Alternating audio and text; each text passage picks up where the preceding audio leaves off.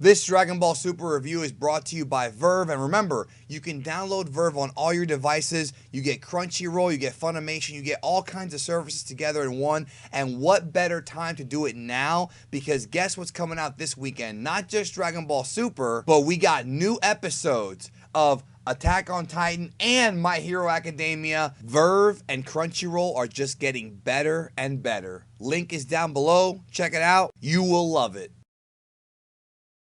And by the way, guys, I'd like to gauge your interest level on whether or not you'd like me to do videos on Attack on Titan and My Hero Academia. If you're curious about my thoughts on those two shows, let me know in the comment section. I really want to know how much interest there is in Geekdom 101's channel, this channel right here covering Attack on Titan or My Hero Academia. It'd be pretty cool to do it, but it's up to you guys as far as whether or not you want to see that content. So definitely let me know in the comments down below. But that's not what we're talking about today. On this video, we are covering Dragon Ball Super. As always, we're talking about Dragon Ball Super episode 84 as we continue our build up to the Universe Survival Tournament of Power as Goku begins to recruit for said tournament. Episode 84's name, Sukautoman Son Goku Kuririn to Juhachigo o Izanao, which translates to Son Goku the Talent Scout, inviting Krillin and Android 18. And technically it's Kuririn and Artificial Human 17. That's the direct translation, but we'll just simplify things and refer to them as Krillin and Android 18. And that is the theme of this episode. Now, going into the episode, as the days went by during the week, I was kind of wondering if they were going to just kind of rehash the same plot from the Dragon Ball Super episode 75 and 76, which were Goku and Krillin, sparring again. And then the whole, coming of age story of Krillin coming out of retirement to fight again. But they really did not tread that water too much the same. This really was much more, like this episode really focused a lot more on Goku not only recruiting 18 and Krillin, but also I felt like the episode really added some development to Krillin and 18's marriage. I thought that was some good stuff. And I also thought that it really put some things into perspective about Krillin as a fighter. So it's interesting. Lots of interesting stuff happened in this episode. I don't think it's one that I'm going to be revisiting over and over again, but it is one that really did show the growth of Krillin and actually does fit with episodes 75 and 76 pretty well. So the episode, at the beginning of the episode, Gohan joins Goku. They go recruit Krillin. They tell him everything. Krillin's, of course, fighting crime like he tends to do. They have a funny line where Krillin's actually excited about the no-killing rule. So again, the Toei Dragon Ball animators and staff and writers, well, it's mostly the writers in this case, they are aware of the Krillin dies all the time joke. Of course they are. And I thought that was pretty cool.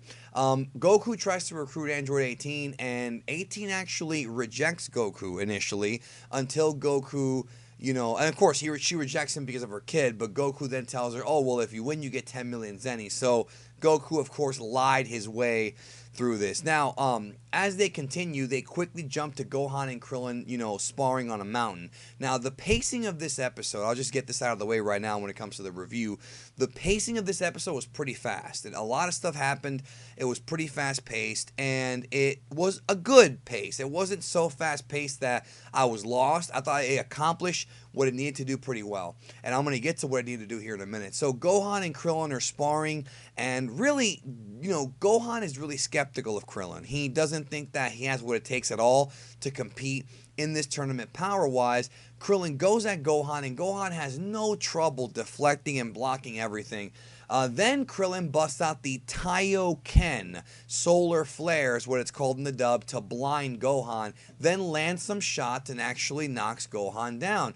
Then Krillin, and this is interesting because if you were watching last week's episode, my episode prediction, I was asking you guys what you thought Krillin's new technique was. Well, it's not so much that he has a new technique, but he upgraded a current technique. The solar flare, Taioken, is this version of it is actually an upgraded form called the Taioken times 100. Not only does it blind Gohan, but Gohan couldn't even sense Krillin's ki for just a few seconds, and Krillin knocks him down. This is really, really, really useful for the tournament because it's a perfect move when it comes to ring outs.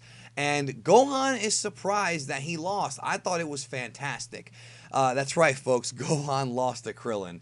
I enjoyed it very much. By the way, real quick fun fact for you guys. A lot of the Japanese fans, like not the ones in Japan, but like the fans of the subtitle version, which I consider myself one of them too, but I like everything. A lot of them always point out that, Kuririn's name, well, that's how you say it in Japanese, is Krillin the dub. It's a dub change. Actually, the thing that's interesting, the fun fact is that Funimation got the name Krillin from the Spanish dub. The Spanish dub called him Krillin. So the name Krillin is not just the name that Funimation invented. They actually borrowed it from the Spanish dub. So little fun fact there. That's where that name came from. So they cut to Goku and Krillin on top of a building, and it's a really nice shot. They're face to face, and I really like the way that it looks. There's dark clouds in the background. Kind of gave me a little bit of a Resurrection F vibe, like it's gonna rain. 18 reveals that Krillin is exhausted because that Taioken times 100 may have drained his power, but Krillin's not worried about it. We had a really awesome little flashback from Dragon Ball, reanimated with Goku and Krillin giving each other daps, and they do it again. So I really like that. I love when they do stuff like that. We have a really fun sequence right here. I thought it was very well done, where Krillin throws a bunch of Kienzan, which is the Destructo disc in the dub. He's flinging these things, and Goku's having trouble with it. He tricks Goku into thinking he was going to use the Taioken, but he doesn't. He quickly changes his hand position to fire quick Ki Blast at Goku, which he dodges really quickly, but he's having trouble. You've got to see this to believe it. You've got to see how it looks. I thought it was really well animated, very fast paced. I loved it. I mean, this one little sequence here, it was only about, 45 seconds or so. I thought was really, really good. Really, really nice. Then, Goku's having some trouble with this guy. So he goes golden haired, but then he eventually decides, okay, I'm going to go blue. So he goes into his blue haired form. Krillin's like, Super Saiyajin Boru. So he realizes that, okay, this is going to get serious now. He prepares a Kamehameha, and they have a struggle, but Krillin ends up getting flustered and comes down, and then 18 jumps in. Now, I wasn't expecting Krillin to be able to handle blue. I mean, obviously, yes, Krillin is stronger, but the fact that he could handle blue, I don't think that's possible. Not at this stage. I don't think it's ever going to happen, to be honest with you. But I like the idea that he at least had the balls to try. And by the way, folks, it's implied that Krillin also upgraded the Destructo disc. To what degree? I guess we don't know yet, or maybe I missed it when I watched the episode. And if I did, I do apologize for that. I'm going to watch the episode again later.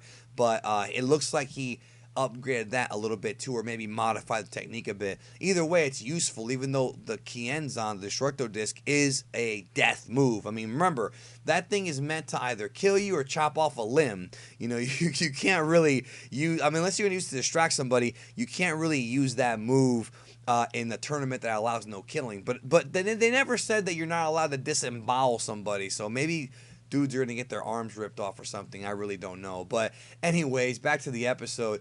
18 talks about the Battle Royal rules, and she's like, okay, well, let's team up on Goku. So she wants to team up with him, 2-on-1. But Goku says, you know what? Let's not fight anymore. Power's down. He is satisfied with what he saw. He knows that, I guess, Krillin power-wise may not be able to compete with like a Toppo or a Jiren, obviously. And you could make an argument about whether or not he can compete with like a Frost or a Kaba. Again, we don't know how strong Frost and Kaba have gotten since the last tournament. But it's not about strength here. You got to remember that. It's not just about strength. It's about what you can bring to the table. And like it or not, Krillin's new technique, that Taioken times 100, is really useful. So Goku, I guess, realizes that too. And he's like, okay, I'm satisfied. We're done. Then Goku asks about 17. He's like, what's up with Android 17 pretty much. And 18 says, we talked on the phone and I heard that he was at a park. And for those who don't know, I have videos on this on the channel. Definitely look up some of the other content on the channel so you can watch these videos. I did a video called Whatever Happened to Android 17 where I talk about how Toriyama revealed once that 17 was a park ranger. So that's what he did when he got resurrected at the end of the Cell Saga. He basically retired from fighting and became a park ranger, and he actually has a couple kids. So I do hope that we get more information on that, because we do see 17 at the very end of this episode for just a second. So I know we're going to see him very, very soon. I mean, I think we're going to see him, I think in about 2 weeks, I think the spoiler's revealed. So there is that. Not really a big time spoiler because we know we're going to see him soon, but there you go. What I do wonder, though, is are we going to see Android 17's kids? Because we know he has kids. So I'm curious if that's the case. So that's pretty much it. I mean, this episode, it was enjoyable. It wasn't one of my favorites. It's not one that I'm going to revisit over and over again because really, other than that one little 45-second sequence, there's not too much to really gravitate to because Goku and Krillin's kind of friendship was already kind of really hammered home stronger at episode 75 and 76. This was good, and I like the fact that 18 was willing to team up with Krillin on Goku. I actually kind of wanted to see that, and we did not see it. They kind of, tease us a little bit, but I'm sure we'll see it during the tournament. I'm pretty sure we'll see Krillin and 18 team up together during the tournament. They did team up in the Bio Broly movie. I mean, everybody hates that movie, but you got to see them team up there. So, I mean, there is that. Also, this episode ended with a new closing song. I really wasn't feeling this song at first. It had this weird, like, techno vibe, but as the song played, it kind of grew on me a little bit. The actual animation that we see there is decent, but I really like the previous animation with the manga panels moving a little bit more. So let me know down below in the comments also your thoughts on the new Dragon Ball Super closing theme song. They're changing it very, very, very, very frequently with this show. This is like the 8th one I believe we're on. So next week on Dragon Ball Super, I'm going to go into this a lot more because a lot of stuff happened in this next episode preview, including a glimpse of what Majin Buu looks like. And he's actually not Super Buu. He's actually even skinnier than Super Buu. He was like a pink version of the gray Buu that came out of his body. So that's really interesting to me that they went with that. But that, and also some crazy stuff's going on with the gods next week. So much to talk about. I talked about it earlier this week in some of my spoiler videos. Next week's episode of Super is gonna have a lot of things going on. So you will get. I'm just flustered at how crazy it's gonna be. You're gonna get my official predictions coming up tomorrow here on the channel. So I'll give you guys, we'll talk about it tomorrow, I'm sure. And of course, you can give me your predictions too. So let me know in the comments what you thought about this episode. Like I said, I enjoyed it, but it wasn't one that I'm going to be revisiting over and over and over and over again. But I did like what I saw, and I thought it was a good little build up to the tournament. Maybe it could have been done a little bit differently, but I thought it was fine. I thought it was fun, very easy to watch, and I think that's important. So let me know what you think in the comments. And don't forget, guys, Verve has My Hero Academia, like I said in the beginning of the video. They also have the new Attack on Titan.